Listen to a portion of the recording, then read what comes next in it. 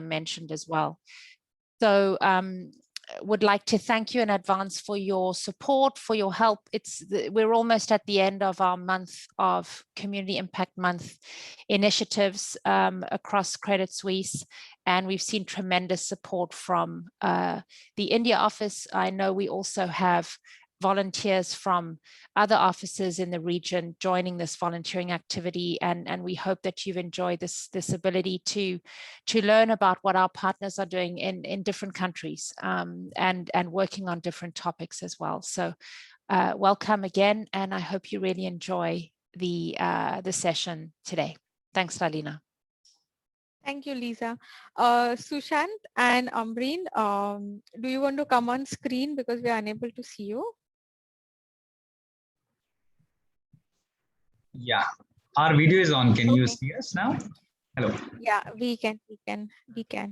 Okay, so I am actually handing over the session to you, and we look forward to hearing from both of you about your experiences, about the safe practices that you're going to talk to us.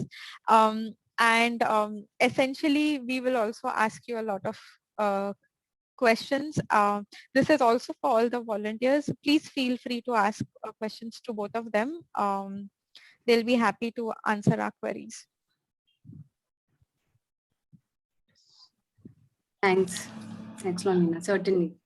Ready. Thank you so much, Lalina. Yeah, thanks for the introduction, and thank you, Lisa, to welcoming us.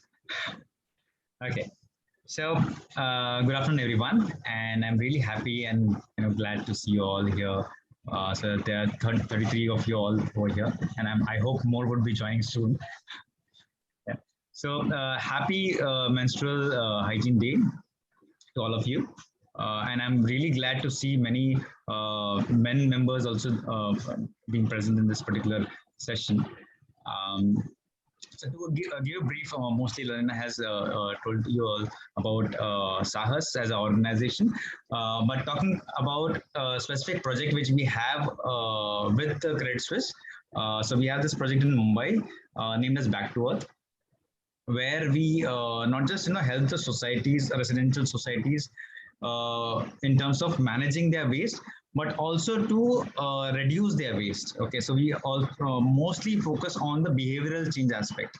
So yes, I mean today or tomorrow the managing of waste will be taken care by maybe different technologies which will come in or whatever, but how do we reduce the waste? So once we reduce the waste, then even the managing of the waste which we have is again becomes easier. So that's where we focus on. And today's session is on menstruation, as Lalina has introduced. So before getting into the issues, we will. Ambreen is an experienced person in this particular area. She has been speaking about it, voicing out, and advocating about menstruation. So before even reaching out to the issues of menstruation, she will in general, talk about what is menstruation. Many of us, even mostly the men members, don't know exactly what it is. Even the people who are grown up, not just kids.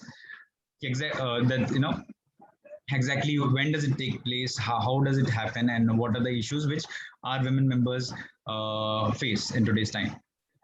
So. So let Ambreen speak more about it, and then we can obviously, as Lalina said, we can have interaction. Do clear all your doubts in this particular session. Feel free to ask questions, or maybe add whatever you have. I am sure there would be a few of them who would be having certain inputs in certain instances. So feel free to talk, and yeah, let's start. Ambreen, over to you. Thank you.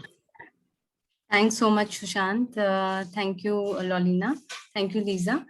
Good afternoon from India, and a very happy Menstrual Hygiene Day to all. And I'm very happy to be here on this day, sharing my experiences and my knowledge with you about menstruation. I still feel that I haven't gained enough, and I'm still trying to learn bit by bit about the field. So I'm a program manager at Sahas, and I'm also a menstrual health educator.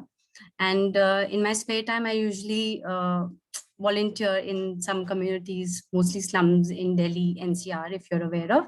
And try and give sessions to very young children, say about 9 years or 10 years of age, just when they're about to hit puberty, and talk to them about menstruation, because I really feel that is the actual time when they should be educated about the same.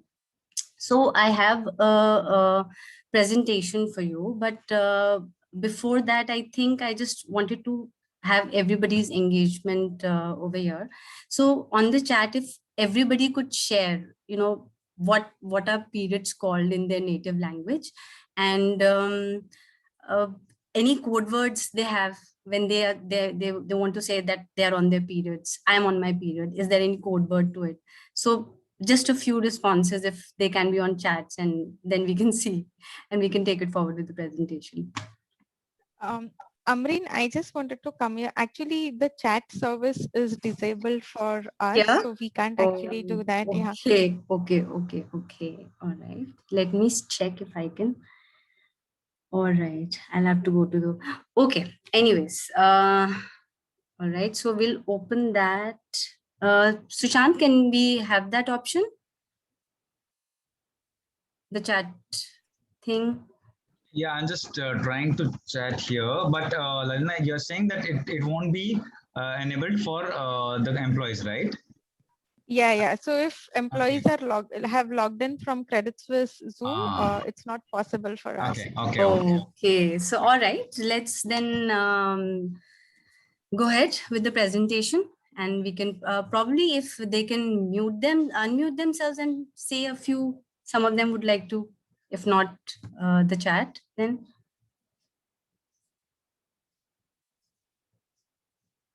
If some of you would like to say any word associated with period, which is a bit funny in your native area, or a code word.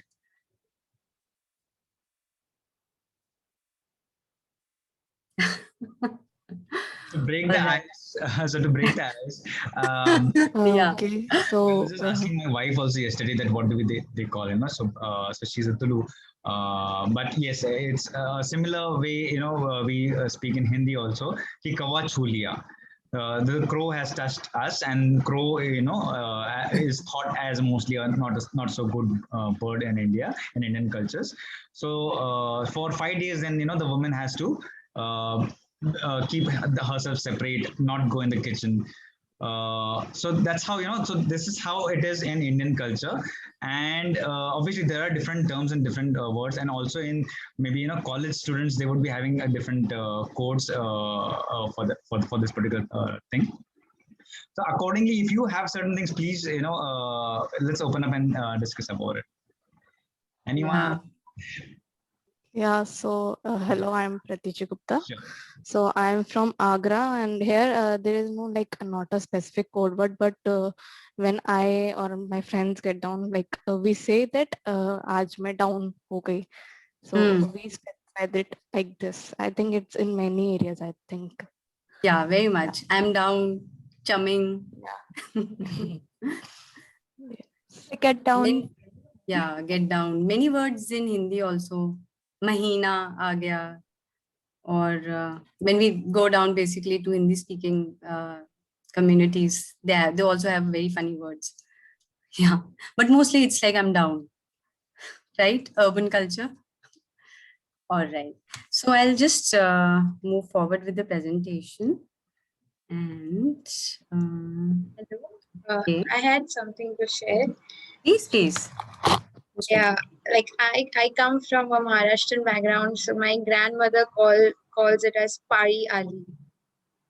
Pari Alu. Ali, I mean it. Pari. Here it's called as Pari in Maharashtra. And what does that mean? The words? Pari means periods, and Ali means it has come. Pari Ali. Okay, all right. Yeah.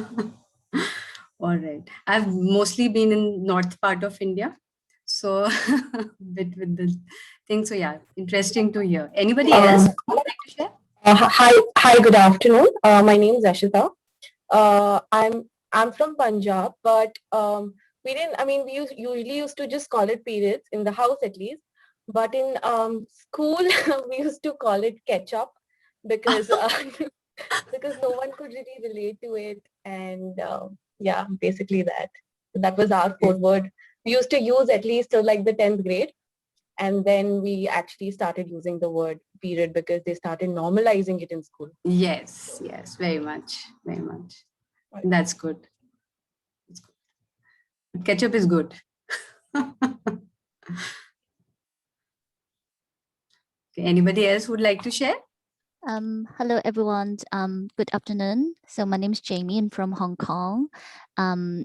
So we usually we claimed menstruation call our aunts, so uncles and aunts, and also we call good friends as well. So when we have private talk with girls, between girls, we usually say, "Oh, my aunt come," and my best friend comes. So it's this saying. Yeah, that's a good one. So yeah, I've heard of Aunt Flo and things like this. Yeah. I've heard about that. Yep. Thanks, Jamie. Thanks for sharing.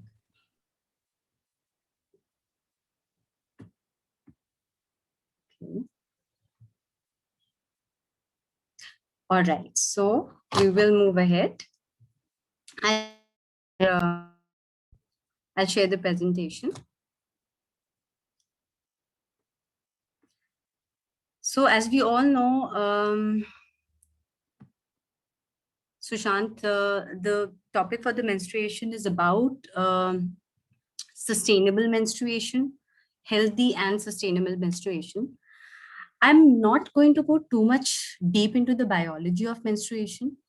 I want to touch upon some areas which are usually not touched upon in usual talks about periods in schools and even outside. So I'm just going to touch upon those issues, and do let me know if it's interesting for you.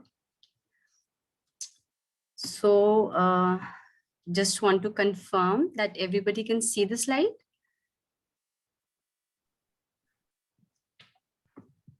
Yes, we can. Okay. All right. So since sustainable is very important part of menstruation, and how to make it sustainable is to actually be concerned about people, not only issue about us, but also of issues of menstruators around us. So that is one thing that I really feel for this whole menstrual movement to become sustainable in our country and even in other parts of the world, in other developing countries and even developed countries, how this whole movement can become sustainable, normalized amongst all populations. So to start with, I just want to talk about what is period poverty.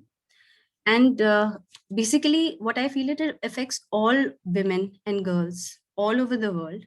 And it does affect women of color, non-conforming, non-binary, transgender, and those who are from economically disadvantaged sections of society. So I want to share a little story with you. This is a story of Meera. She's about 11-year-old girl and she lives in a rural slum in Rajasthan. What I know about her, she loves studying and she aspires to become a doctor. One day, she notices blood in her underwear. She becomes totally terrified, thinking of it as some sort of an infection. She doesn't disclose it to anyone, thinking that she would be scolded by her mother. And she thinks that she might have done something wrong. So she doesn't really share it with her mother at all. So a day goes by, and as she doesn't know anything, she just goes on with the day, bleeding and things like that. So actually in India, about 71% of girls, they have no knowledge about menstrual health until after the first period, which is called menarche. So many of them who experience it for the first time think that they have created some sort of crime, or they will get punishment for it. They must have done something wrong. And in one of the slums, which was more towards the rural side, there were also instances where a girl had tried to commit suicide because she thought that she had done really something wrong and she didn't want to share it with her parents at all about it. So on the second day, the flow gets heavier and she has to confide in her mother that that something is happening to her. But to her surprise, that her mother doesn't scold her. She just goes to a cupboard, takes out an old sari, tears it off, makes a pad and hands it over, saying that this will help soak up the flow. And then she also tells her that don't discuss it with any men in the house. Don't discuss it with your father, with your brother. And definitely she should not go near the temple or the kitchen. So Meera anyways was like totally disturbed that what is happening. And now she was also clueless because mother had not told her anything. What is this? Why is it happening? And also before telling that what it is actually, she talked about restrictions around it. So Meera was clueless and with many questions in her mind, she just silently listened to her mother and just went about her day. When one cloth pad got fully soaked, Meera would take up another old cloth just like her mother did. And she used it without knowing that for how long she should use it, how she should clean it, how she should wash it. And after like 2 cycles, she started having itches and rashes. But again, she could not discuss it with her mother as she was clueless, embarrassed, and now even ashamed. So this is a very, situation where actually the statistics says that 88% of girls in India do not have access to menstrual health products, which are safe, which are hygienic. And they're not even told we are not opposed to a cloth pad, not at all, but how it should be used, how it should be maintained is not told to them. And as a result, they get a lot of infections because of unhygienic product use. So Meera also got infected. And as the statistics say, 70% of all reproductive diseases are basically caused by poor menstrual hygiene. And it does add to other infections like your UTIs, vaginosis, itching, and white and green discharge, which are sometimes very infectious and can be recurrent in a lot of people due to poor menstrual hygiene. Okay. What if you also found out that Meera was wheelchair bound? So I really want to touch upon this topic because sometimes we don't see people with disabilities, with these kind of, we don't relate them to anything, that they would have any reproductive health issues or they would have any kind of a sexual need. So this thing I really wanted to talk about. So people with disabilities experience their first period, menarche, and menstruation very differently and actually negatively. They might experience heavy periods and intense mood swings. Their PMS might be really bad as well. And actually, because of so many things that are going on and the way they are not able to manage it as normal person would be, it does create a lot of uncomfort in the people with disabilities.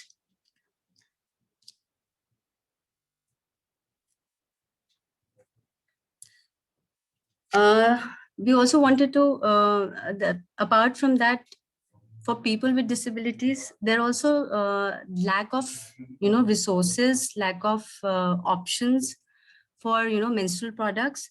And the worst part is when they go out in public and if they have to use a toilet, there is no proper facility for them to actually practice good menstrual hygiene. I think same goes for a lot of people who are normal, but for a person with disability, it would be more difficult. Here's a short clip to talk, to tell you about how important infrastructure is to maintain good menstrual hygiene.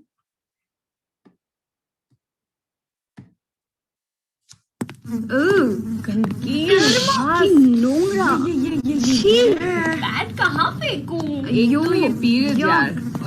Toilet बना दो भाई।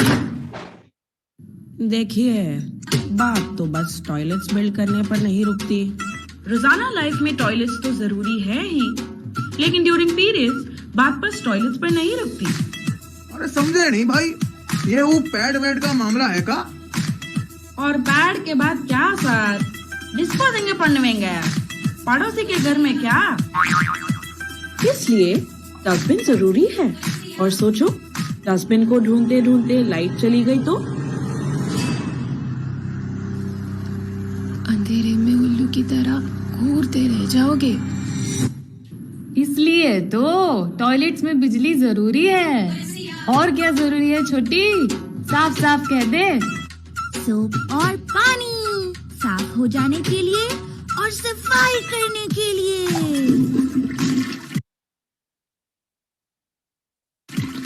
अच्छा, अब समझे हम। तो periods के लिए टॉयलेट ही नहीं, डस्टबिन, बिजली, साबुन और पानी भी जरूरी है। करेक्ट काका। और आप समझ गए बात? क्योंकि आपका ये समझ सबसे जरूरी है।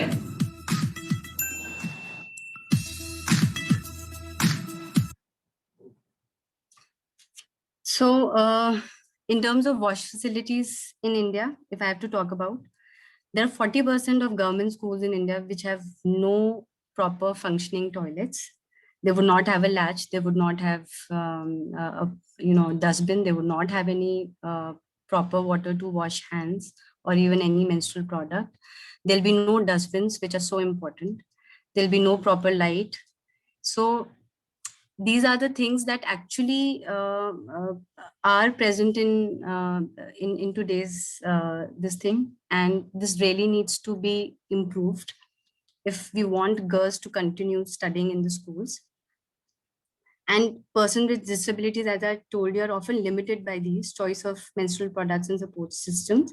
And in extreme cases, like what happens with person with disabilities, because there are so many other issues, like if there is an intellectually disabled person or a visually blind person, their parents even consider sometimes uterus of their removal of their uterus, so that they don't really have to ever deal with the problem of menstruation. So but I really feel for some of you, you might feel ki, okay, it would be okay, but in one of the cases where I was speaking to a wheelchair bound person, she actually told me that this is the only way I feel like a woman, and if this is also taken away by me, it would not be good. So this choice of being able to manage menstruation and how to manage it should be actually in the hands of the menstruators and not their caregivers.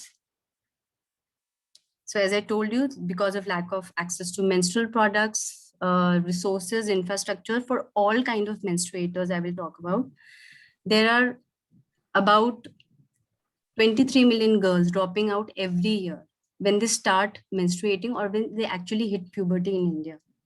There's a lack of supportive environment, not only in schools, I would say, even probably at home. There's inadequate wash infrastructure, lot of, and I'm not talking about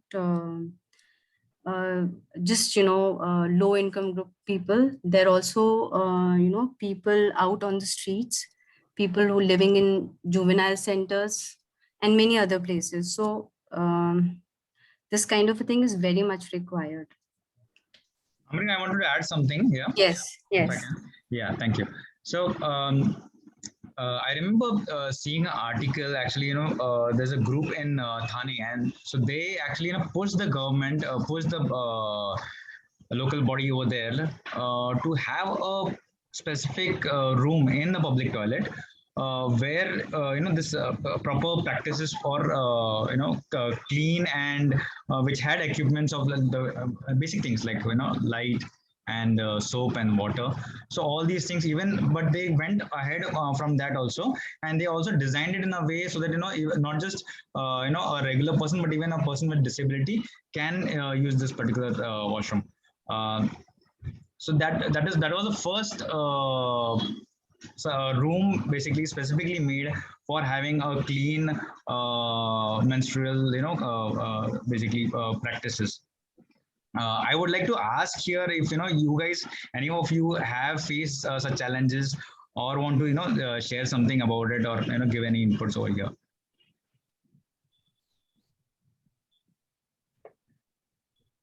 Sushant, actually, I would like to come in here, and many of the times, and Amreen must have experienced this firsthand. Whenever we go out in the field, visiting our project sites, right?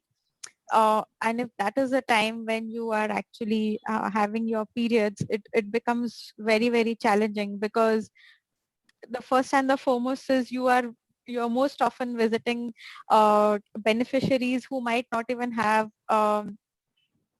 restroom available for them, right? Especially in the villages or in the slums, you really have to travel far away to even get to that one restroom that is a common restroom there. Secondly, where do we change and where do we dispose of the waste, because you can't put it in your bag, it's going to start stinking.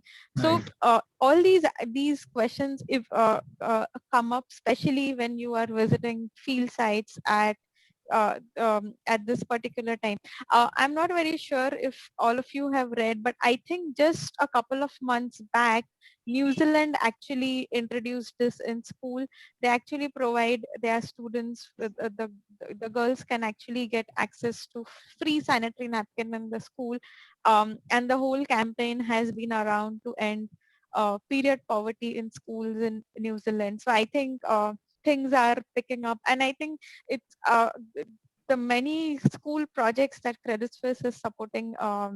We have seen that some of these schools have been able to get a pad vending machine there in the girls' toilet, so that whenever it is needed, it's freely accessible to her. At least when I was in school, it used to be with probably a clerk who would take like a 2 rupees from you, and you would be handed over a napkin. So yeah, slowly I think things are changing, and people are coming around to recognize that there is this whole concept of period poverty that still exists.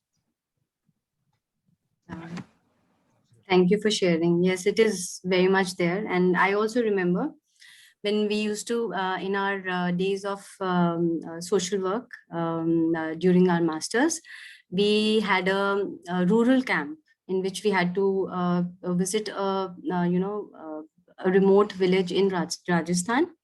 So I was there for about 14 days, and obviously during those days I also got my periods.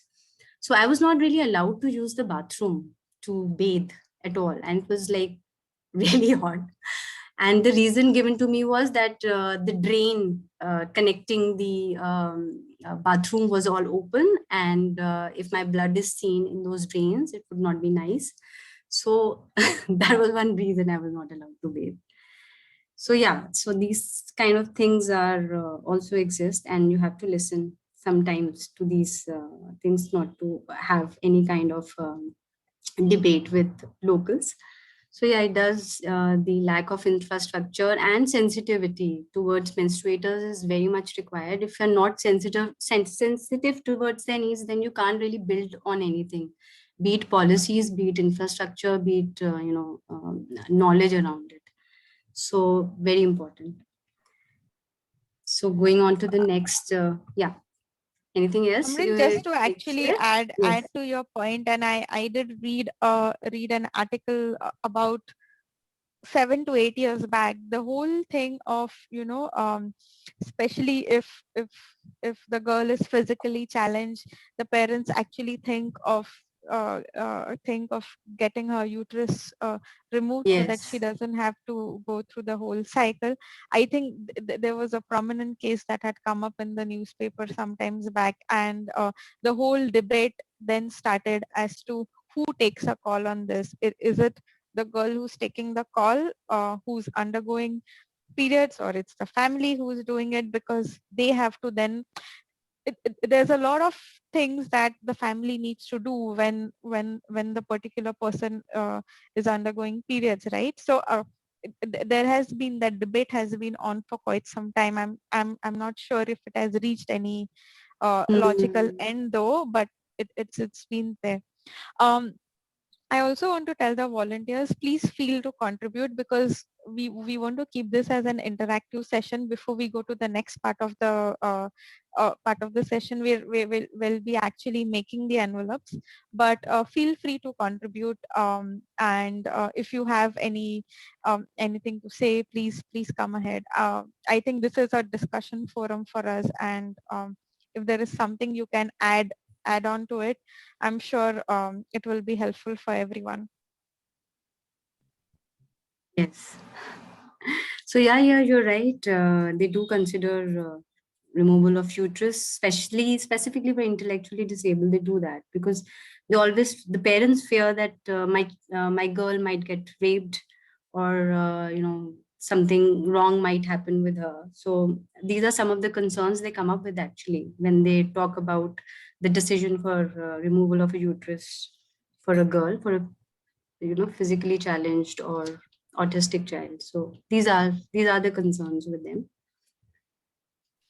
Okay, so any other person who would like to share regarding? I've had many people sharing, things regarding their experiences in public loos when they were on periods. So anybody who would like to share that? These are very, very basic things, and specifically in our country, these things are not really taken care of. And that's why, yeah, please. Yeah. So I had an experience where when you go out in public, you see the facility is not there in the washrooms and all. And then you think that, okay, rather than changing here, I'll just keep what I'm wearing, which leads to more infection and then fungus, exactly. something, a different thing. Mm-hmm. So that I have experienced myself. Wearing the pad for a very long time. Just because the toilet is not having such good facilities or cleanliness and all is not there in the washrooms. In schools also, I've faced the same thing sometimes. Not enough facilities to practice, manage menstruation. That is there. So, okay. So we will go ahead. So I specifically, avoid using the thing that only females menstruate and only women menstruate, because and use the term menstruators rather than she or any other thing. So there is a specific reason to it. Right. As we believe that not all menstruators are women and not all women menstruate. So here's a small experience by Mani, and he was kind enough to share his experience with me for about what he actually feels about periods. Now the voice is a bit slow in this video, is low in this video, so I just want everyone to listen a bit more carefully. So here it goes. Periods मेरे लिए बिल्कुल बलात्कार जैसा है। एक किसी rape survivor के लिए जितना मुश्किल है अपने बारे में बात करना, मेरे लिए उतना ही मुश्किल है पीरियड्स के बारे में बात करना। ट्रांसमैन होने के नाते पहले ही बहुत मुश्किलों का सामना मुझे बचपन से करना पड़ रहा था। बड़े होते होते और एक सबसे खौफनाक मुझे चीज़ों का जो सामना करना पड़ा उसमें से एक पीरियड्स है। 15 साल से जो पीरियड्स हर महीने हो रहे हैं, मेरे लिए वो हर महीने मेरे शरीर के साथ एक बलात्कार है। मेरे प्राइवेट पार्ट से हर महीने खून जो निकलता है वो मेरे शरीर का एक किसी अंग से निकलने वाला खून नहीं है, वो मेरी आत्मा को छन्नी कर देने वाला, मुझे शर्म से मार देने वाला खून है। मुझे याद है आज भी मैंने आज तक भी कभी पैड्स अपने पास के किसी दुकानदार से नहीं खरीदा, पास के किसी केमिस्ट से नहीं खरीदा। मुझे बहुत दूरों तक का मीलों का सफ़र करना पड़ता है कि जो सबसे कोने में, दिल्ली के सबसे आखिरी कोने में जो दुकान होगी, मैं वहाँ से पैड्स ले लूँ। आज तक भी बिना मास्क के मैंने कभी पैड्स नहीं खरीदे हैं, या किसी बिग बाज़ार में जहाँ पे मुझे कोई पहचान नहीं पाएगा, जो मुझसे पूछेगा नहीं कि सिर्फ पैड्स क्यों चाहिए आपको। वहाँ पे और तमाम तरह का सामान भी होगा कि पता ना लग जाए कि किसी इस लड़के ने, एक आदमी ने जो है पैड्स लिए हैं। और जिस भी दिन मैंने पैड्स पहने हैं मुझे ऐसा लगता है पूरी दुनिया सिर्फ मुझे ही देख रही है और मेरा मजाक बना रही है। मुझे शर्म से अंदर डूब जाने का मन करता है कि मैं शायद अपनी जान दे दूं। अपने प्राइवेट पार्ट को छूना तो बहुत दूर की बात है, मुझे उसके बारे में सोचना भी मुझे मार डालता है। ट्रांस वुमेन से शायद कभी ये नहीं पूछना चाहिए क्या तुम्हें कभी पीरियड्स आए थे या तुम्हें पीरियड्स आते हैं। लगातार मेरे साथ ये बलात्कार हो रहा है और हर वक्त, हर दिन, हर पल मुझे बस यही लगता है कि मेरी आत्मा के साथ जो ये रेप हो रहा है हर वक्त और मेरे शरीर के साथ, मुझे कब इससे छुटकारा मिलेगा। और इतने साल मैंने इस खौफ में, इस शर्म में बिता दिए। So this for non-Hindi speaking people, Mani is actually talking about her experience of periods. So he actually experiences extreme gender dysphoria. Can actually someone, if anybody knows about gender dysphoria and can say what it is, then probably I can also explain.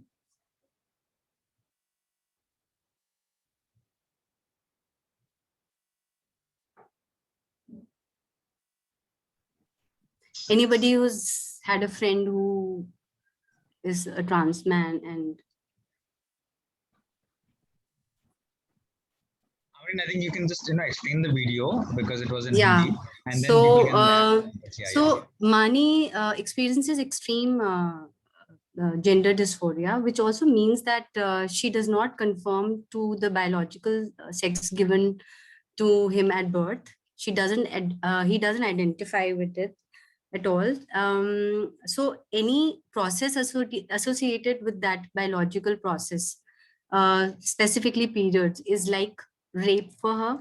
She's never bought a pad from the neighborhood because of extreme discomfort that he faced during buying a pad. He would just go to he would travel kilometers to buy a pad so that nobody recognizes him, nobody sees him buying a pad. And actually it's extremely uncomfortable for him. And in the end, he says that anybody asking me also that you are having periods is like a rape for me. So actually, out of curiosity, I just wanted to say that many times we cross our boundaries and we don't think of other people's feelings, and we start asking, so do you have this, and how's your very personal stuff we start asking the moment we get to know about their gender identity. So I just want to sensitize people towards it, that it's a very personal affair for them, and for some of them it is extremely painful. Not all of them, but some of them is extremely painful. So we need to be very sensitive around this issue with trans men. Moving forward. Periods. Another thing is we are facing COVID, and so these are also, pandemics, disasters, conflict affected areas also pose a great challenge for, menstruators to manage their menstrual health. I think last year when COVID was there, this menstruation was, actually came into the limelight, which actually showed real issues around migrant population who were, moving on to their villages from the cities, and they were residing in, very unkempt, unhygienic areas, and how, different women were managing their periods around that area. So a lot of donations last year came on for, menstrual hygiene products. So it does affect a lot of, low income group people when these things are there. Period poverty is a vicious cycle, and all these elements intensify and aggravate each other. So you can see the limited access to menstrual health, isolation, health issues, dropping out of school, and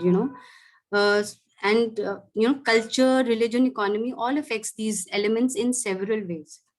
Let's not forget the plight of young girls. As I said, earlier also, there's a lot of girls living on streets and institutionalized juvenile centers. There are a lot of sex workers, child laborers, and many other vulnerable and invisible sections of our society, which we really don't, think about when we think of menstruation. So I just want people to actually give that also a thought, and how it can be improved and be more sensitive towards it.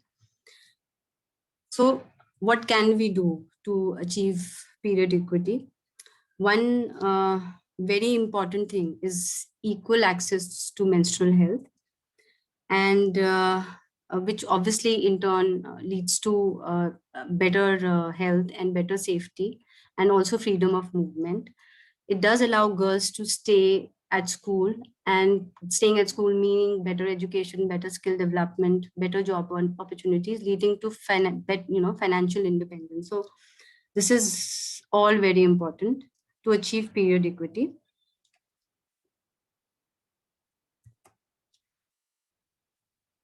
Free menstrual products, as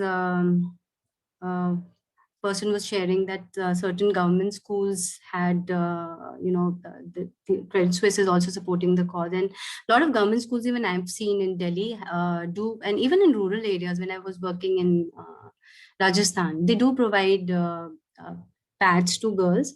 And I'm talking about even in a middle school. But over there also, I found the teacher just having the pads. When I spoke to her that, do you actually give it to girls when they're on the periods? Said nobody comes to me and, ask for the pad because they're too embarrassed or too ashamed about it. And whenever I've tried to speak to parents about the concept of, periods, and that they can take the pads from here, some of the teachers have been made to feel, bad about it, that they are, not talking right with the children, and they're using dirty language and things like that.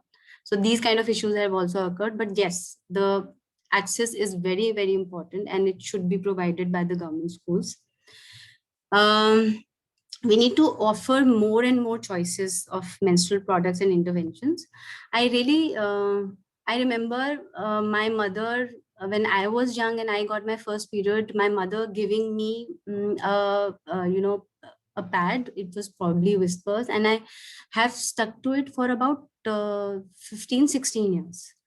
I have not changed. I didn't change it at all. Even when the pad was, giving me rashes, giving me so many issues, I didn't know what else to use.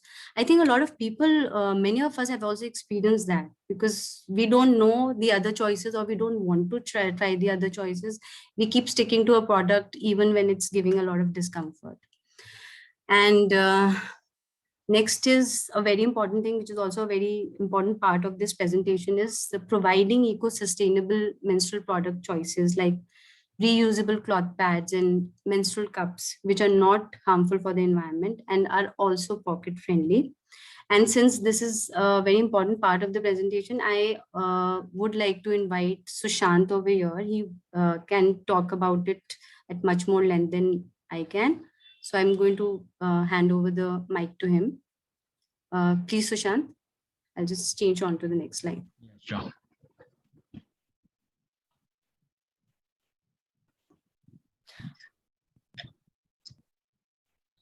Yeah. So most of you here would be using these, these products which are there in the market. They have been around for a while, but not very old also.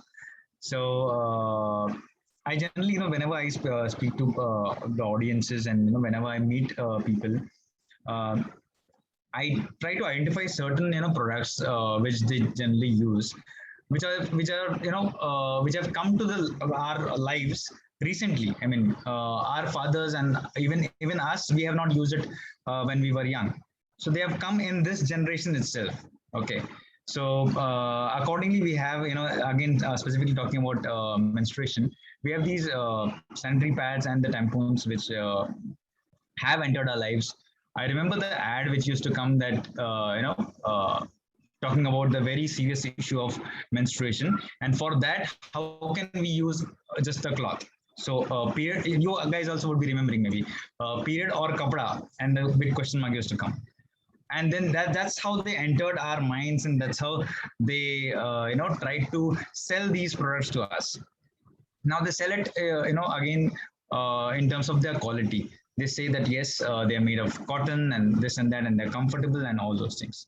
But still, since I'm a non-menstruator, but I won't be able to, exactly say that, how difficult it is. But I've heard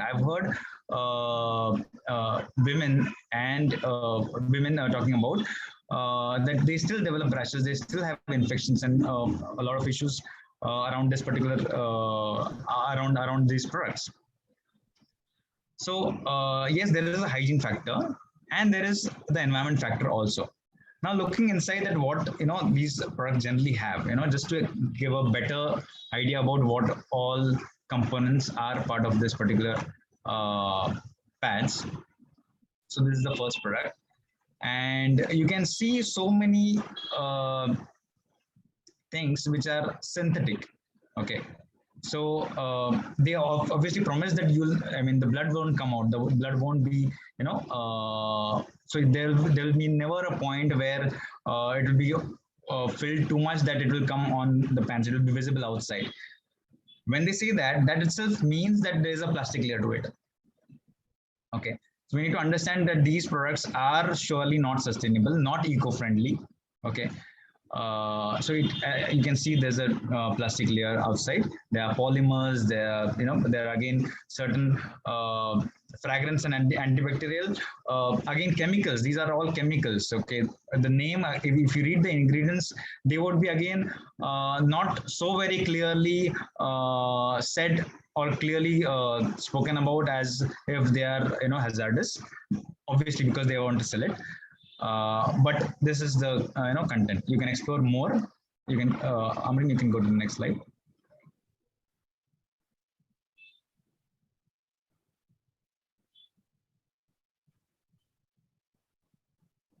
Yeah, the second one is tampons. What I've heard from people is that so there's again the difference between the two. The tampon generally, the main concern around it is that generally the women don't understand, or any menstruator, as Amrina said, menstruator won't understand that it is, it's the time for it to come out. It's too comfortable. Okay. But again, when it stays for longer time, as somebody else had shared, if it stays for longer time, since it is, the blood is not, since it is coming out of the body, obviously it has to come out of the body. And if it remains inside because of some intervention, it is going to create problem. Yeah. So these are the problems generally people face. So even if it's said that we just don't breathe by our nose or mouth. Our whole skin, our whole body has micro holes basically from which we breathe. And if we have something which if you cover this thing with maybe a tape or something, slowly and steadily this part is going to get affected and it's going to get weak. Okay. Accordingly, if you have a pad down there and it surely traps the air, it restricts the movement, and the heat is created, and there's always this dampness, which obviously enables the yeast and the bacteria and other issues. And I have many people in the family, obviously now not all of them, but yes, many of them have switched to sustainable practices of menstruation. But earlier they used to have this bacterial issues, and which can lead to serious issues, which are pointed in point number 3, which can lead to serious issues like infertility and birth defects. It can also affect your mental peace of mind. Not just peace of mind, but it can actually lead to certain serious mental issues. So neurological issues they mentioned here, and also hormonal issues. So these are certain things which we have researched and pointed out over here, which we want each of you to whoever is a menstruator obviously can relate very easily, but these pointers are put up here for you to explore further, research further. Obviously, you can have a conversation with your physician and the gynecologist and understand better about this. Yeah, please move on. Yeah. Now coming towards the environmental issue. Okay. So, I really feel sad, looking at these pictures of India. So generally, so I have come to this particular sector again to change this picture of India. Okay. So I love my country very much and I want to change this picture. I've seen, people coming from outside and having this pictures of my country. But how do we change it? Thankfully and sadly, that the generation point is our homes. Okay. So sadly, our generation point is also, obviously there are certain set of people who feel really sad about it, that I am doing this, But with that, please understand that since it is in our hand, since it is generated in a house, it is in our hand to change it, and it's very easy. Okay. So as we generally talk about waste management, so the source segregation is the most important thing. And there are 3 R's of waste management, and the most important R is to reduce, as I was speaking in the initial part also. So with sanitary pads, again, as I said, it is not so eco-friendly. They land up in the oceans. They land up in these dumping grounds around, and there are lower income groups who are dependent on these dumping grounds for their livelihood. So they get certain valuable through that, obviously sanitary pad is not a valuable, but since the sanitary pad and other hazardous things are mixed with the waste, they have to go and look for it. They have to, scavenge around and look for the valuable ones, and then they sell it. So if we segregate it in a better format, they will not enter these dumping grounds at all. There's no need for that. Also, if we shift to sustainable menstruation products, they will not land up in the natural bodies which we have around. Okay. Also, you'll see mostly in the dumping grounds there are animals. Here also in the right hand side picture, you'll see animals over there scavenging. So imagine, so at least human beings have the fingers, and they have they can actually move out the things which they don't want, and they can go to the things which they want. But with the animals, they don't have the fingers to again sort the things. And then so obviously there are cases, and there have been researches where not just sanitary pads, even the plastic and other things end up in their stomach, and slowly and steadily they die because of this. Yeah, you can move to the next one.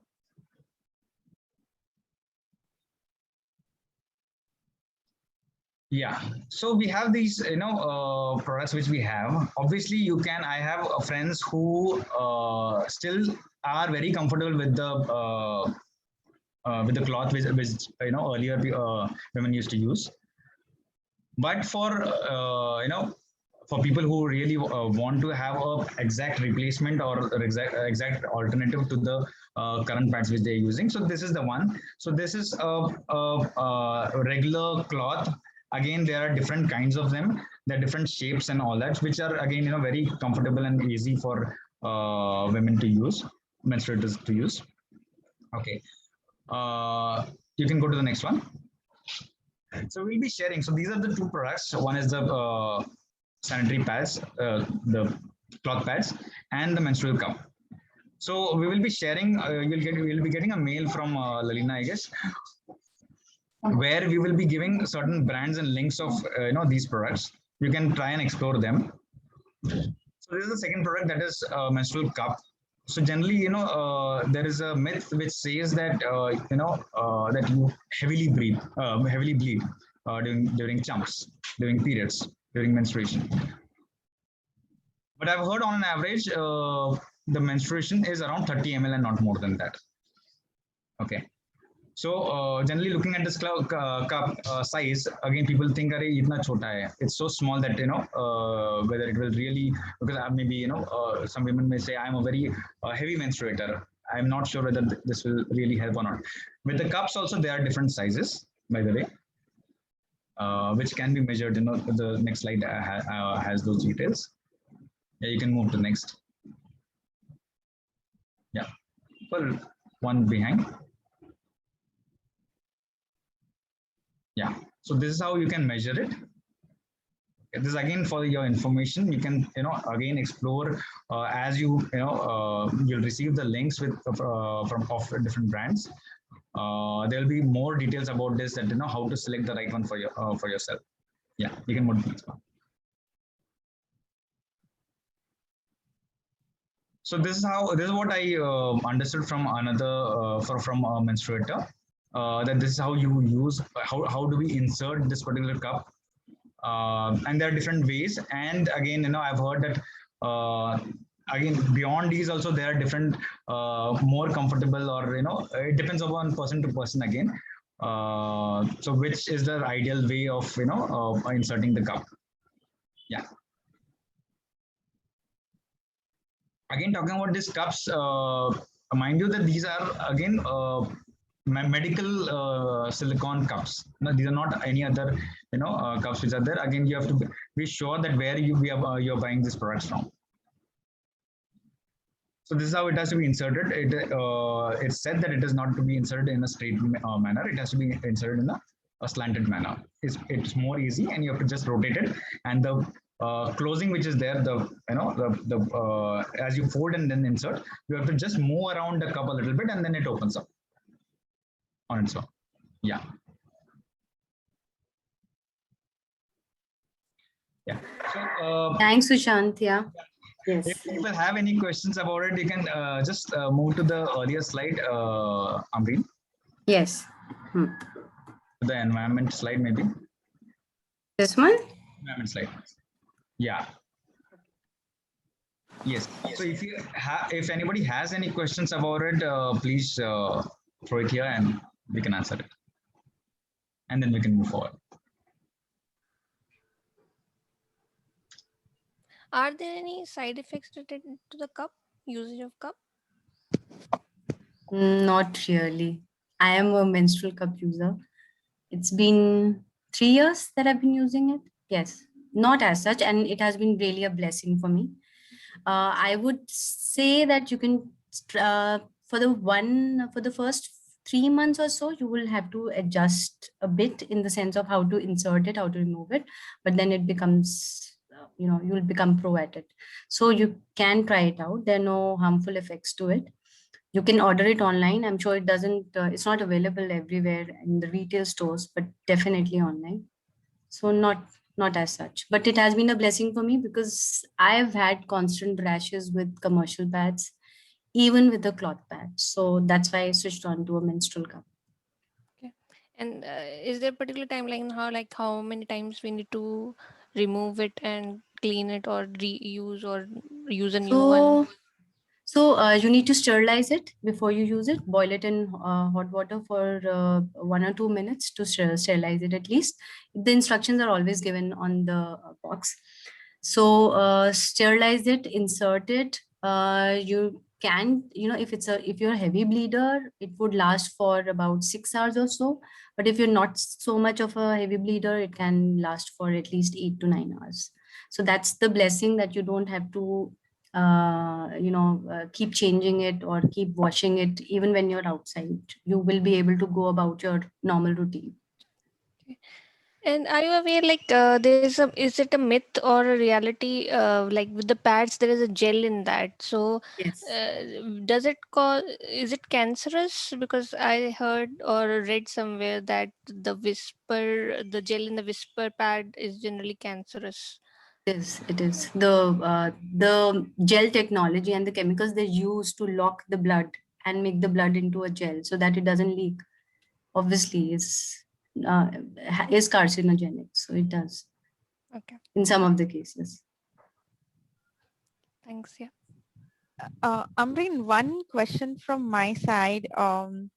What is the typical time that is required, or a used sanitary napkin takes for degradation? Because obviously it has a layer of cotton and then it has a layer of plastic, right?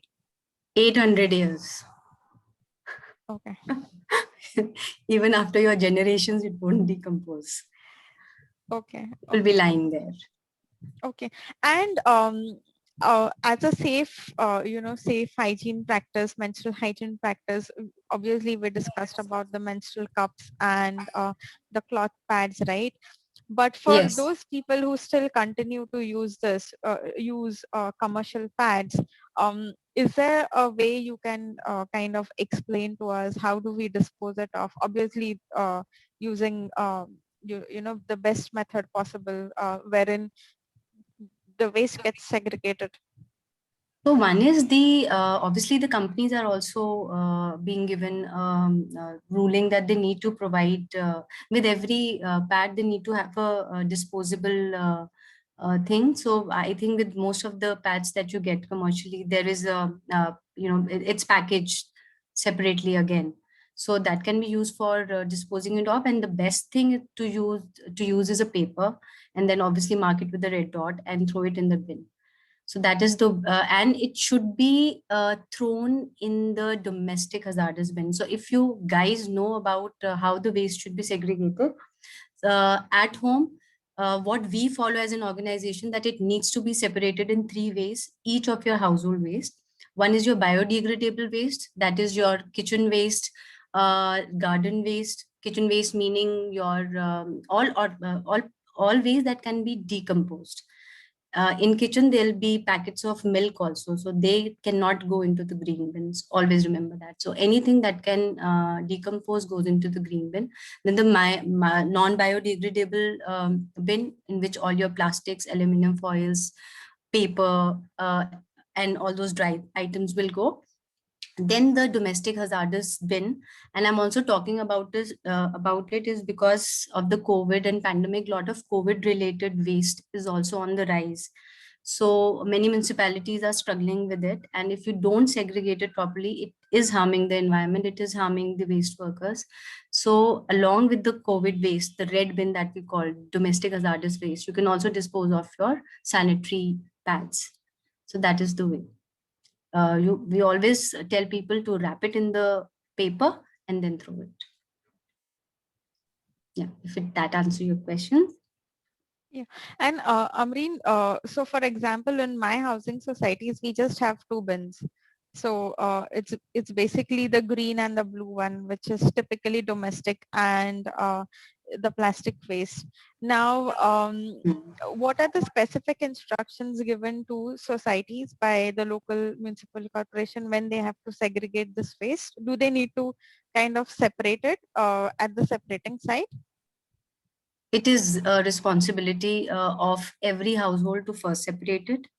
Then obviously the municipality should provide you with the infrastructure to collect it in a segregated manner. And ideally, the situation should be that there should be end destinations processing each of this waste. But in India, we don't have a very ideal situation. But if we all still do our part of segregating waste at home, it will make a lot of difference. And now that you ask that, since you have 2 bins, I would still suggest that you wrap it in the paper and put it in the dry waste, not in the in the waste, in the wet waste, since that can be composted. And any kind of paper, newspaper that goes in the wet waste, the quality of compost that can come out of that wet waste goes down. So it should be something which is pure kitchen waste, not any other thing. Again, if you wrap it in the paper, I think it can still be segregated easily in the dry waste. Lalina, since you asked about the policy, the policy when it was made, and the original policy always talks about the 3-way segregation. That is the biodegradable waste, which we generally call it as wet waste, the non-biodegradable waste, which is mostly recyclable waste, and the third category, as Amreen was saying, the domestic hazardous waste, which includes all biomedical waste, as well as certain things which can be harmful, like something is broken or something sharp. Okay. And yes, it does include the menstruation waste also. So this is more like a biomedical waste sanitary pad, because it does contain human fluids. It goes for getting treated in a biomedical facility. They will get incinerated, is what we know as of now. Yeah, the state governments and the the local bodies have not not been complying, unfortunately. But again, thanks to Corona, I would say from last year they have been stressing more about the red bin or the domestic hazardous waste, and there have been measures in terms of how do we process it and how do we collect it. So it has been happening. In our project, we have been doing it even before COVID. So all the societies who have come on board for the Back to Earth program, they have been segregating from home in 3 ways only. Okay. Okay. So we can be contacted if you want to, start this thing in your society. We as SARS can, guide you on how to implement the source segregation in your society and how to contribute towards. Yeah, and also corporation, including the one in Mumbai, BMC, are taking waste, separately and treating it also. So it required a little pushing from the citizens and the non-profit NGOs like us. But yes, now it is happening. So there is a solution also.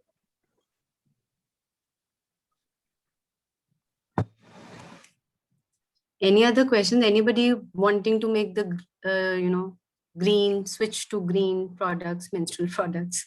Any hesitations or anything that you would like to ask? Or would there be anybody who would be, already using it? Already using any? Yeah, share your experience.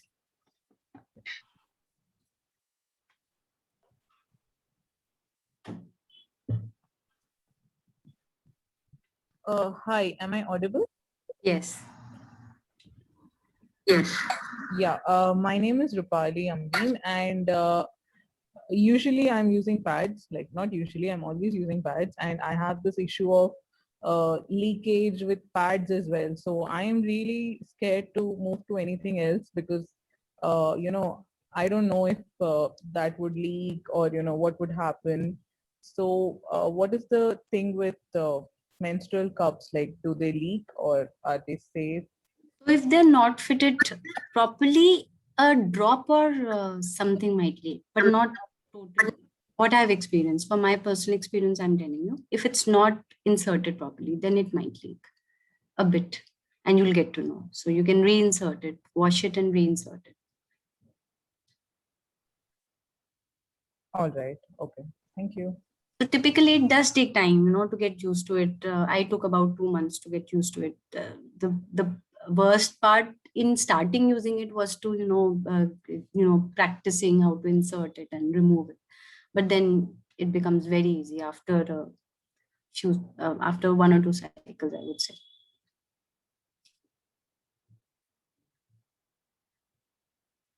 And it's very pocket friendly, I must tell you. The thing about not buying pads anymore is really good.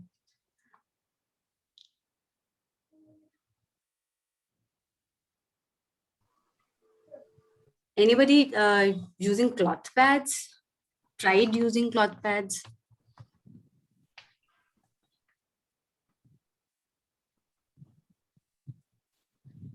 A lot of people are very allergic to the plastic that is there in the commercial pads. So a lot of my people I know have switched on to a cloth pad.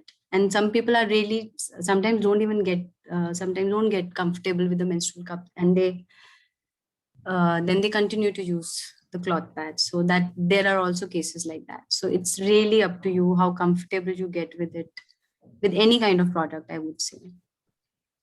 It is your choice. Okay, so we can move a bit forward. Slides are visible, right? Yes, yeah, we can see the slide. So cloth pad, the menstrual cup. Some of the ways you need to keep trying until you get used to it. Okay, so here's a part, as we, as we also say that menstrual education is really important. The conversation around periods is very important to reduce the shame and embarrassment and stigma surrounding menstruation. And typically, like I have seen it many times that menstrual education given in younger years is very, very effective. Like we've had this reproductive health education in class 8th. And we've never, in class 8th, most of the girls have had their periods. So, and they're actually just embarrassed about the whole idea of discussing reproductive health and reproductive education in class. And they don't even want to get to the chapter of menstruation. So discussing this beforehand really helps. And I'll tell you with my experience, I have a 13-year-old daughter now. I started talking about periods and sex education with her when she was just 8 years old. And when she actually got her period, she was so calm. She managed it all on her own. She didn't have to ask me anything about it. Any pain or anything that she got, she was able to manage it completely by herself. So that was one blessing. And since we keep it so open in our house, even her father is very supportive of her. So it really helps.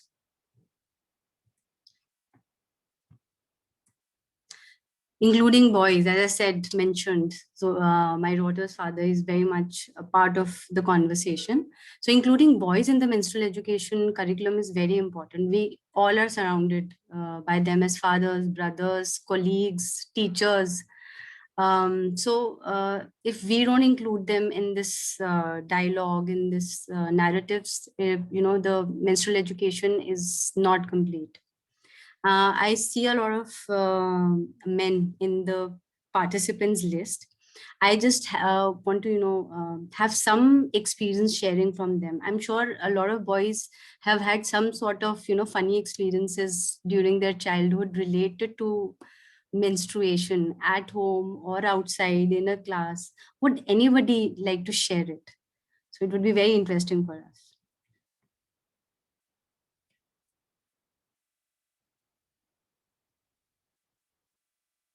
Anybody would like to start? Sushant, you would like to start? You can encourage the guys over here. Yeah, sure. So yeah, I was just thinking about it, and as I told you, there are certain products which have come quite recently, and they were not there before. So when the first time this, this particular product came in our house, the pads, I was not sure because it had a little, glossy, fancy packaging, and I thought it is some variant of a bread. Sorry. So yeah, it's quite hilarious, but yeah, I thought so, and I really didn't know that what is it, and why not, and since me being a child, why nobody's giving it to me. Yeah. Anyone else?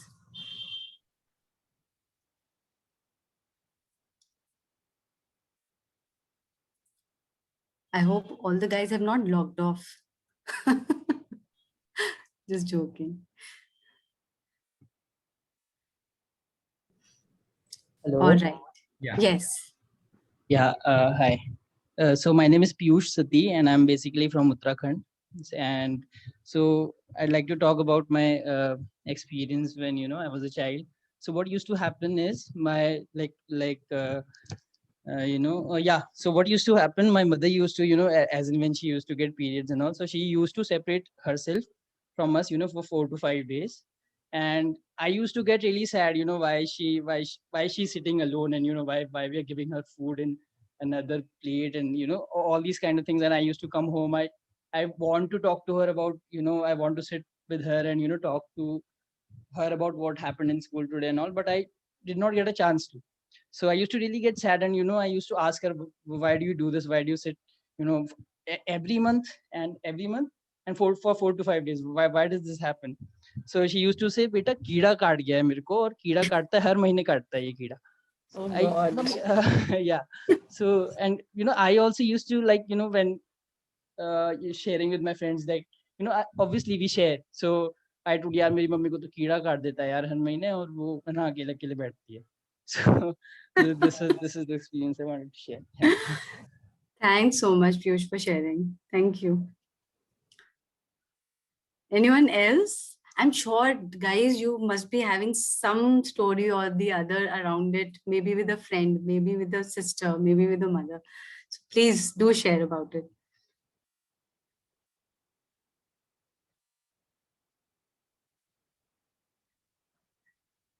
Now it's the time to come out and be open about it.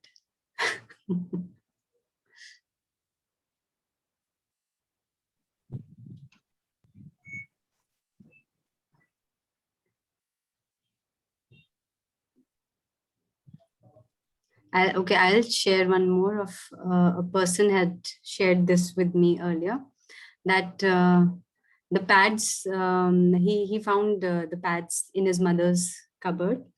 And he said that I used to think that basically I used to see the ads and I used to see those pads and I used to think this is basically for very modern and fashionable women. And why is my mother actually having a product like this?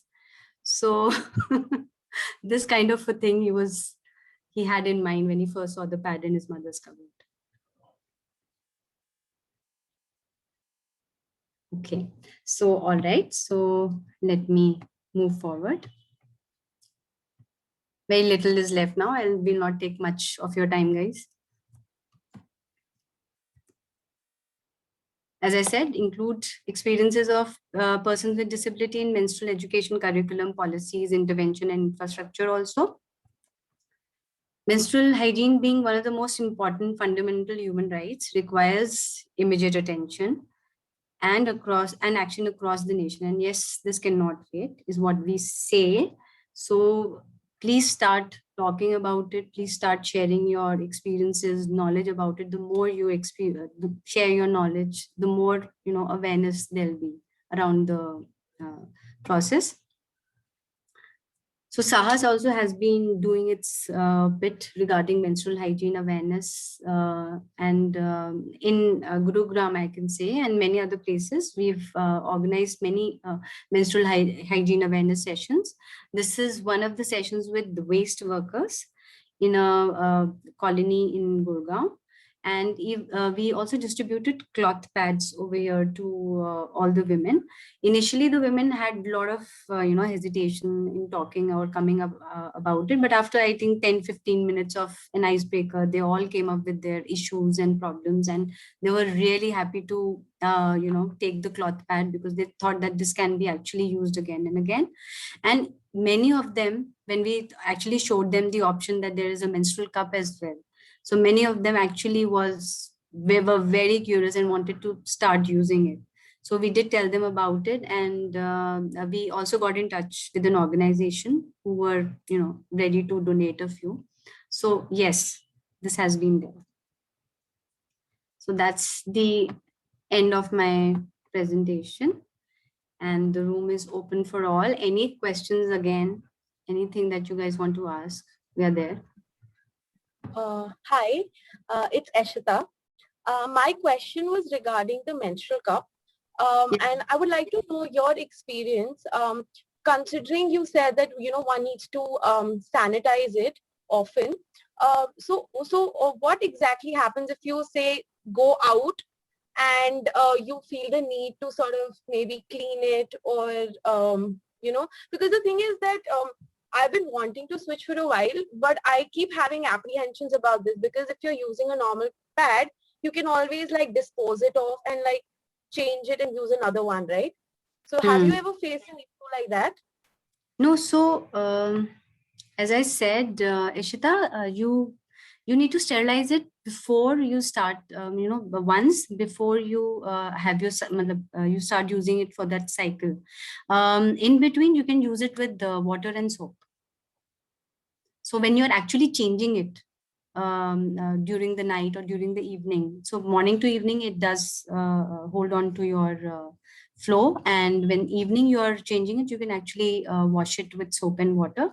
And at the end, when your cycle is over, you can again sterilize and put it back. So you sterilize it once before start using it in each cycle, and then sterilize it back again. So not, you won't require to sterilize it at every change.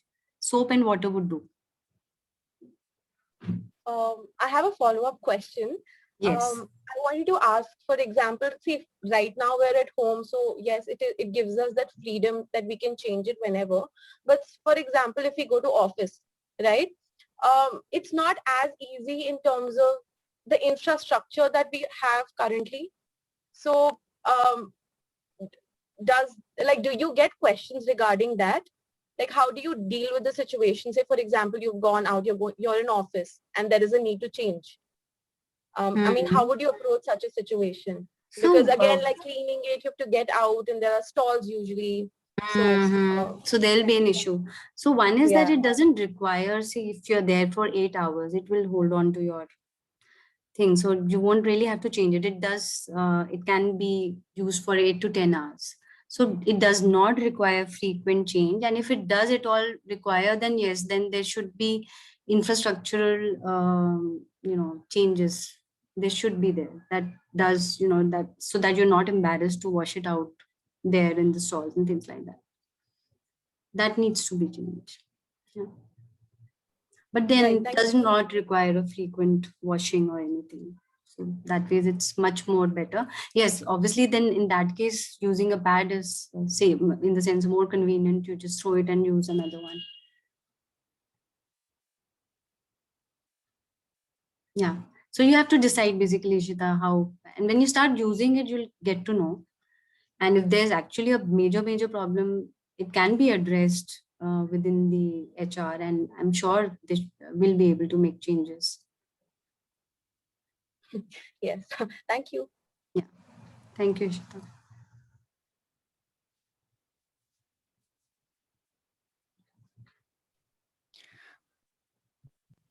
Sushant, I'm actually a bit conscious of time, and do we want to move towards the paper bag making activity?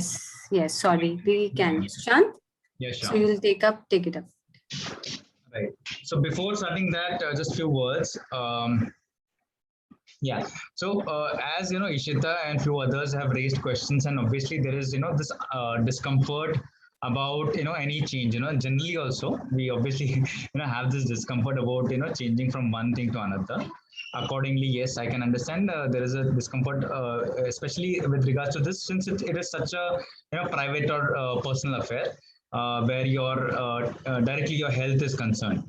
Yeah, but again, since as Ishita said, it's mostly a comfort zone now, since you don't have to travel and you don't have to actually go to the office or take a cab or a bus.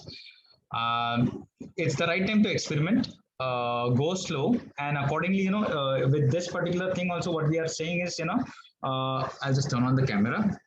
Give me a second. Yeah.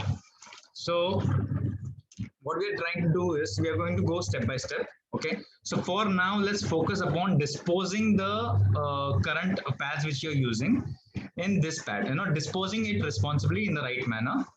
So this is what we are going to make. It's very easy to make with the newspapers which are available at home. Okay. Once you put the used pad here inside, then you have to just fold it and make a red dot and then hand it over to the housekeeping staff. The housekeeping, why we are doing it again, the why is very important. The reason is very important. So give me a second, sorry. Okay. So why we are going to do it is because again, the waste worker will know that there's no valuable thing inside it. Plus he also knows that there's something very dirty or unhygienic for him to touch. So he's not going to open it. Yeah. So let's see how to do it. So generally you get these two types of newspapers, mostly full pager like this or a tabloid like this, a small one. Hope everyone can see. Lalina, please confirm. Is the angle proper?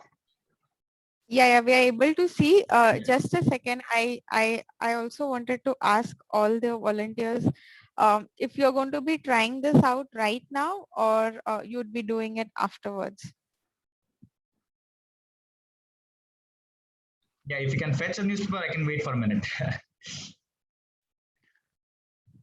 Yeah, actually, I had already put down the requirements for the activity. If you can respond back to me, I'll be, it's much easier for me to then coordinate. Yes, I think we're going to make it right Yes. now. Great. Okay, you're making it right now. All right. Great. Okay. Thank you. Yeah. So these are the two, sizes of newspaper which you generally get. So if it's a tabloid, you have to open it fully like this. So what the required size is this: a regular newspaper like this, or a tabloid. So let me show in the tabloid one. So the tabloid is like this, and you have a center line. You fold it a little bit from the bottom. Yeah. Are you guys with me? Yeah. When you flip it,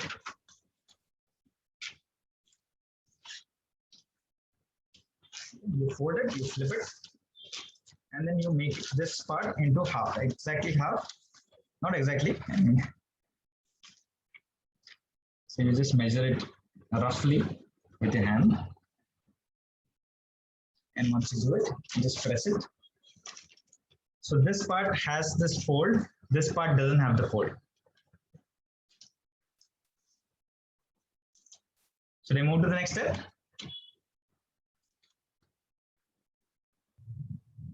Have you guys done this much? You can keep your mics on actually.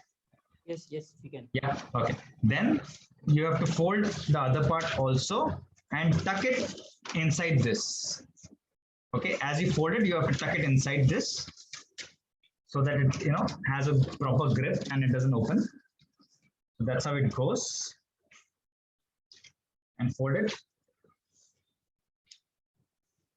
So if you have an exact, you know, if you can, so see, mine is not exact. So if it comes from here to here, it's also, that is better. But if you do it something like this, that is also not a problem. Once you do this, then you again flip it. And then you take this part and tuck it inside this. See, you got a small pouch kind of thing here. Just tuck it inside this. And your pouch is ready.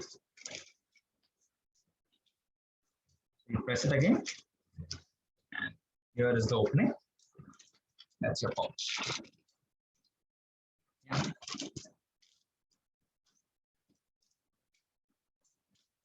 Whoever has done this, can you turn on your cameras also and show?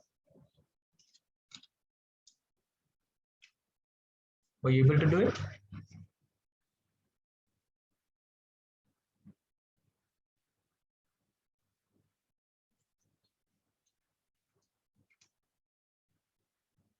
Just lift it a little bit up. Yeah. Okay, great. Superb. Okay. Then you take any red sketch pen or a crayon I have over here, and you color a red dot in the center on both the sides. On both the sides.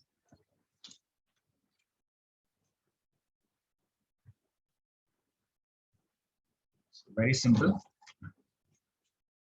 Better you use a sketch pen so that you know it's very clear and visible. I don't have it right now. And as I said, you know, as you dispose of the used sanitary pad here inside, you have to just close it tightly and then hand it over to the housekeeping staff. Yeah. So in the same manner, you do it with this also, the regular paper. So you can take it, you don't have to tear it, you can take, you know, both of them. The more, I mean, if it's folded, then it will be more, you know, sturdy. And even if the pad is leaking, it may not just come out. Shall we do it one more time? So here we go. Yes, yes. Yeah, here we go with the bigger newspaper. Same way. This is the first step. Second step is to flip. Third step is to fold it into half.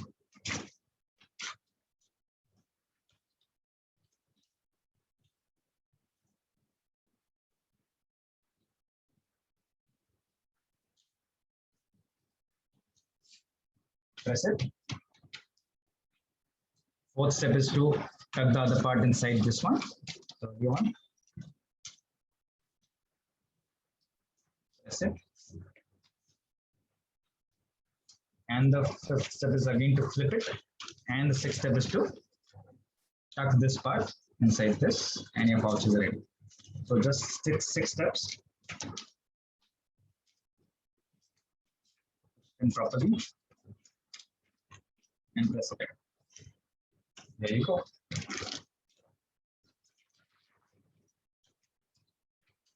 Yeah.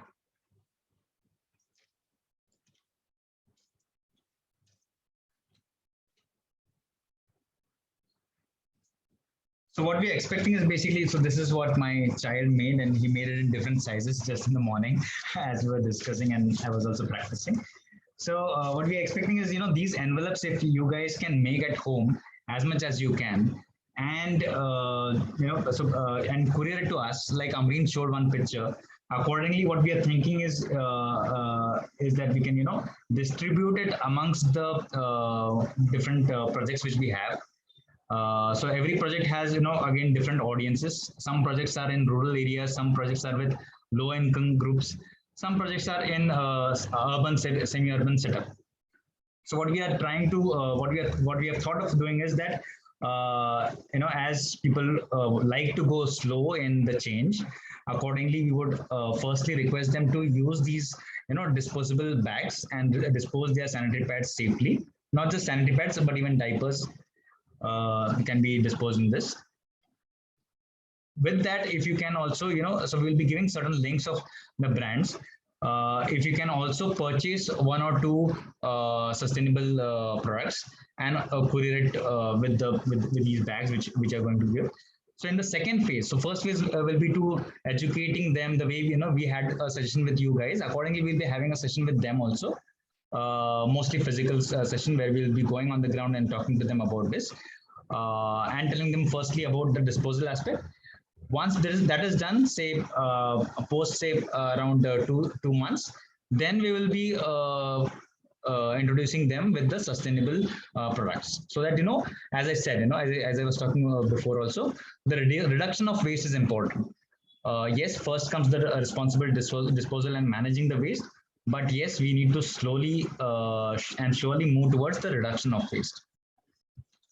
Yeah, that's all. Over to you, Lalina, to close the session. Thank you so much. Thank you. I just wanted to request everyone, if you have made the envelope, and you can switch on your video and just kind of flash it. We would like to take a picture. If you have done it, I mean, anyways, which we need to take a group picture.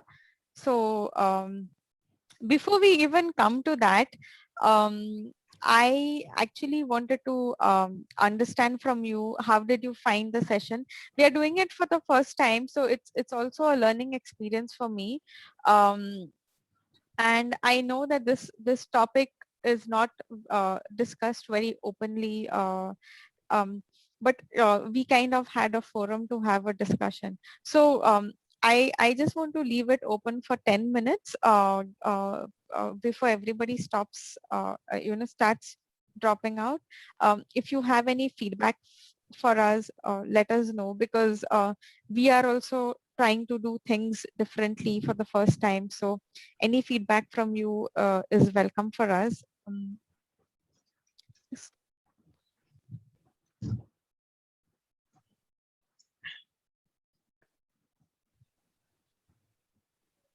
Yeah. Hello. Am I audible? Yeah, Piyush, we can hear you.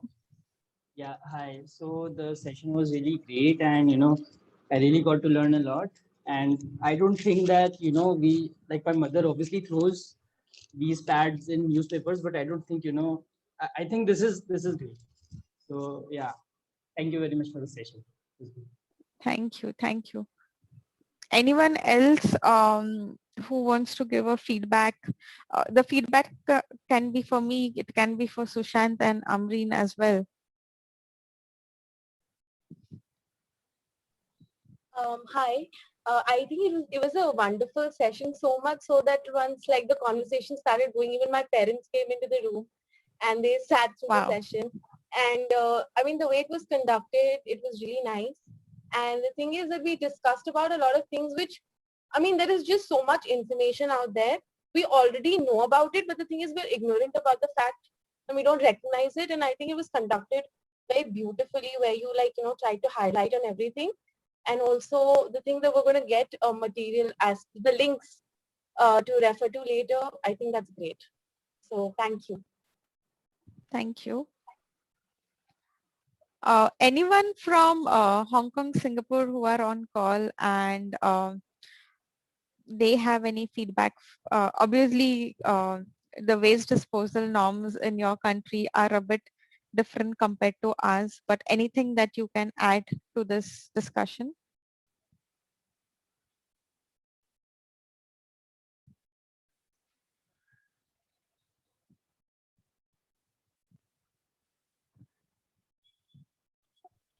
Okay. I just want to request all of you to come on screen. Sushant, are you able to take photographs of all of us? Because I can't take it from here.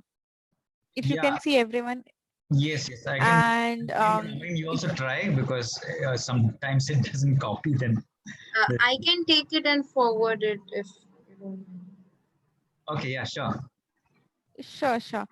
Can we have everyone's camera on, at least for once, if we can just say a hi to each other?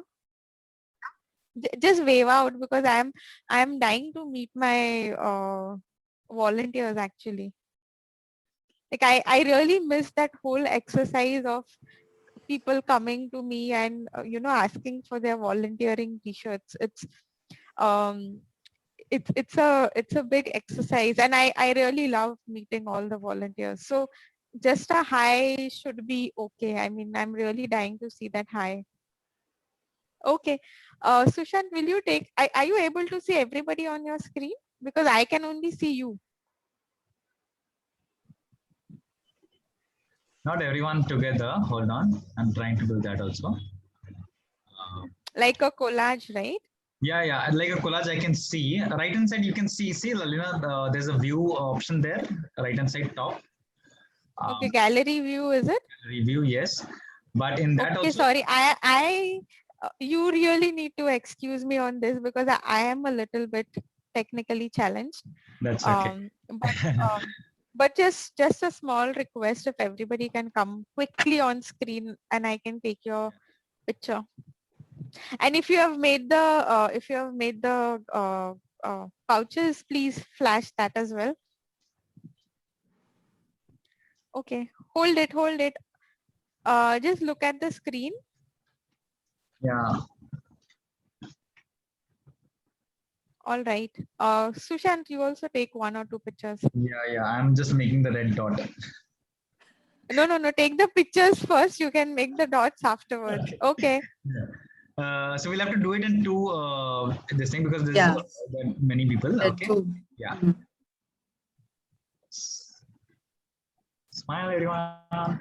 Ishita, you don't want to show yourself, Bhumika, and somebody else. Caroline also.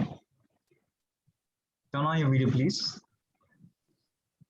Don't be a spoil. Oh, Sorry. my mic's not working, so I'm sorry for that. Yeah. Okay. Okay. I'm taking another one. Hold on. The other part. Okay, I got it. The other part I'm just taking. Hold on. Yes. Here we go again. Sejal, Roy, Arisha, please turn on your cameras, and I'll take a print screen. Yeah. Smile, everyone. Yeah. Taken. Thank you. Thank you so much for coming, and I will send you the address for Sahas where you can courier this. In case you want to connect with Sushant, and his number is already shared with you on our calendar invite. Do reach out to him. They do some really fabulous work in the space of waste management, and you feel free to connect with them whenever you want to discuss anything with them, or if you have anything to share with me, do reach out to me. That's also okay with us.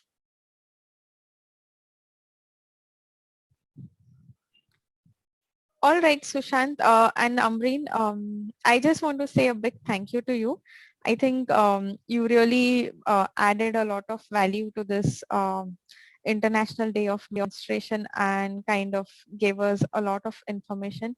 And I think the whole exercise of having this sanitary envelope making activity, I think brought all of us together. We spoke which we would usually not speak, and I'm happy that a lot of volunteers came to share their experiences. I think those experiences are very, very valuable to us, and I think it will also help you shape some of the projects that you do in future. So thanks a lot to everyone. Happy volunteering, and have a good weekend. Happy volunteering, guys. Thank you so much. Thanks, Lolina. Thank you. No problem. you. Bye bye. Sushant. Bye. Thank you, Amreen. Bye, everyone. Yeah.